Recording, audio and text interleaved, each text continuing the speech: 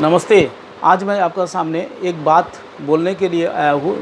ये बहुत ही सीरियस बात है। बात यह है कि वेस्ट बंगाल गवर्नर का ऑफिस में एक वोमेन, एक महिला काम करती है। वो एलिगेशन लगाया कि हमारा वेस्ट बंगाल का जो गवर्नर सीवी आनंद बोस, वो उनके साथ कुछ बड़ी से मॉलेस्टेशन किया, राइट। सो इसके लिए और गवर्नर एक ऐसा पोस्ट है, उनके अगेंस्ट में इतना बड़ा इल्ज़ाम लगाना ये बहुत बड़ी बात है और बहुत सोचने की बात है ना। बट ये इलेक्शन का पहले ये इलेक्शन का मुद्दा भी बन गया है ना। तो वेस्ट बंगाल, सबको मालूम है कि वेस्ट बंगाल में जो तृणमूल कांग्रेस गवर्नमेंट है, इसका साथ वो इंडिया में जो सेंट्रल में जो एनडीए गवर्नमेंट है बीजेपी का लीडिंग में, तो उनका साथ कुछ टासल चल रहा है, बहुत दिन से ही चल रहा है, क्योंकि लिए दोनों अपोजिशन डायरेक्शन में है, कम्प्लीटली अपोजिट डायरेक्शन में है। That is why there is a what is a allegation and counter allegation almost we have been seeing from the very beginning of this TMC led government in West Bengal, right? ठीक है ना।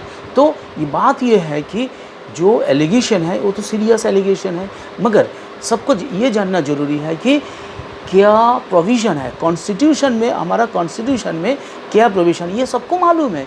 जो अमला है, जो bureaucrat है, ये सारे ब्यूरोक्रेट का मालूम है। जो IAS IPS ऑफिसर्स हैं उनको तो मालूम है ही है, और जो WBCS ऑफिसर्स हैं उनको भी मालूम है कि कॉन्स्टिट्यूशन में क्या प्रोविज़न है ना। तो कॉन्स्टिट्यूशन में एक बहुत ही अच्छा प्रोटेक्शन दे रखा गवर्नर्स और इंडिया का प्रेसिडेंट को। आर्टिकल में इंडिया का कॉन्स्टिट्यूशन बहुत ही बड़ा कॉन्स्टिट्यूशन है, वर्ल्ड का सबसे बड़ा कॉन्स्टिट्यूशन है, और वो भी बहुत मजबूत कॉन्स्टिट्यूशन है ना। तो इंडिया का जो कॉन्स्टिट्यूशन है, उस कॉन्स्टिट्यूशन का आर्टिकल 361 में बताया गया कि जो कॉन्स्टिट्यूशन ऑफ इंडिया ये गवर्नर और प्रेसिडेंट को कुछ इम्यूनिटी दे रखा है ना। तो बोला कि आर्टिकल 361 में दो प्रोविज़न है। नंबर 1 क्या, नो क्रिमिनल प्रोसीडिंग्स, मतलब कोई क्रिमिनल कार्रवाई नहीं कर सकता है।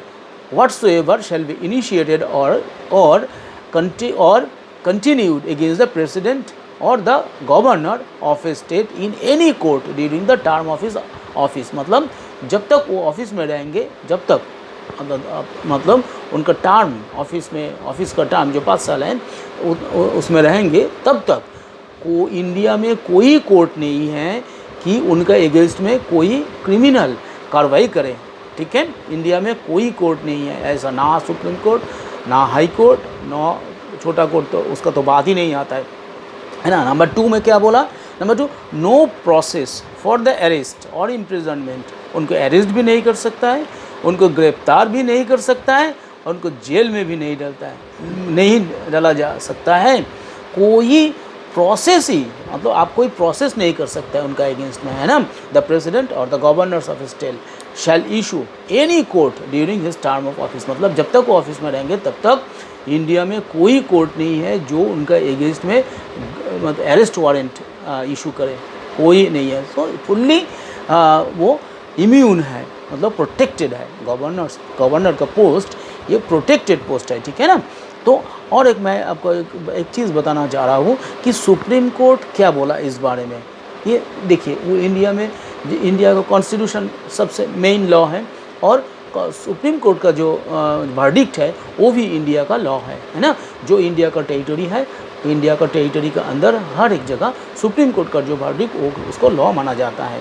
तो देखिए, इंडियन एक्सप्रेस में एक आर्टिकल आया था, उसमें बोला कि सुप्रीम कोर्ट भी जो गवर्नर्स और हमारा प्रेसिडेंट, उनका जो इम्यून पावर है, जो प्रोटेक्शन है, उनको ऑफेल्ड किया, ठीक है ना। उन्होंने बोला, देखिए एक केस में रमेश्वर प्रसाद वर्सेस यूनियन ऑफ इंडिया एक केस कभी हुआ था।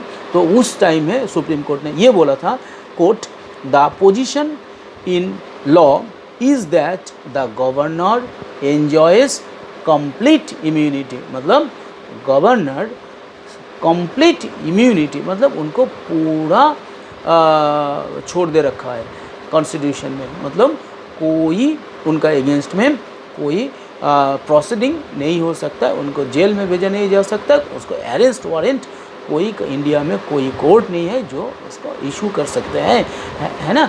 तो ये जो कॉन्स्टिट्यूशन का प्रोविज़न है ये हमें जानना चाहिए, तब हम तो उसके बाद हम करेक्ट डिसीजन ले सकता है कि लिए उसको क्यों अरेस्ट नहीं कर रहा है, क्यों नहीं कर रहा है, कि उसके लिए क्यों प्रोसीडिंग नहीं हो रहा है, क्योंकि लिए कॉन्स्टिट्यूशन में ये प्रोविज़न है, ये प्रोटेक्शन है यार, ये भी बहुत ही अच्छा प्रोटेक्शन है। क्योंकि लिए जो कॉन्स्टिट्यूशन फ्रेमर्स था, जो कॉन्स्टिट्यूशन बनाया हमारा, जो दिग्गज आदमी थे, तो जो पंडित आदमी थे हमारा उस टाइम में, उन्होंने सोचा था कि हाँ एक टाइम आ सकता है जिस टाइम जो अपोजिशन पार्टी में है, मतलब सेंट्रल में एक पार्टी और स्टेट में अगर अलग पार्टी रहे, तो अलग स्टेट का जो अलग पार्टी है वो कभी ऐसा एलिगेशन ला सकता है किसी का द्वारा, तो तब क्या हो सकता है, तब प्रोटेक्शन क्या होगा, नहीं तो उसको जेल में डाला जाएगा।